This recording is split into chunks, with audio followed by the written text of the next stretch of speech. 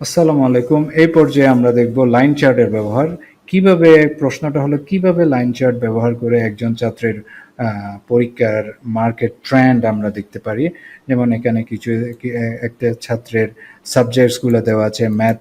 ম্যাথে পেয়েছে 85 মার্কস, ইংলিশে পেয়েছে 78, সায়েন্সে পেয়েছে 90, হিস্টোরিতে 75, আইসিটিতে 88 পেয়েছে।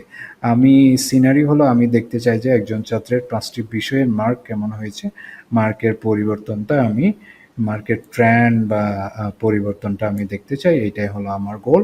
আমি ব্যবহার করব লাইন চার্ট এবং আমি ডাটাটা সিলেক্ট করে নিয়েছি। আমি ইনসার্টে যাব, চার্টে যাব এবং আমি লাইন চার্ট ব্যবহার করব। ওকে, লাইন চার্ট ব্যবহার করে আমি ডেটার ট্রেন্ডটা দেখতে পারবো এবং এখানে দেখা যাচ্ছে সবচেয়ে বেশি সায়েন্সে মার্ক পেয়েছে ওই স্টুডেন্টটা 90।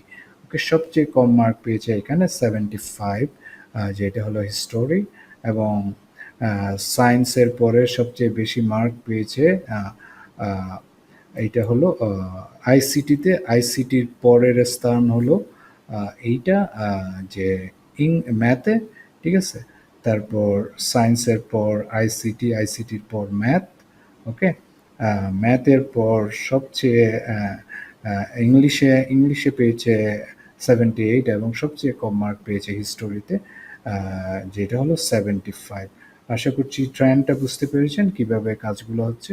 এই এক্সিসে আমরা আলোচনা করছি subject math, English, science, history, ICT এবং এখানে আমরা ভার্টিক্যাল এক্সিসে মার্কস নিয়ে আলোচনা করছি, যেখানে 0 থেকে 100-এর মধ্যে আমরা রেঞ্জ দিয়ে ওই ডাটাগুলো দেখতেছি এবং এবং এইটা খুব সহজে আমরা বুঝতে পারছি যে আসলে ওই স্টুডেন্টটা কোন বিষয়ে সবচেয়ে বেশি মার্ক পেয়েছে, কোন বিষয়ে সবচেয়ে কম মার্ক পেয়েছে।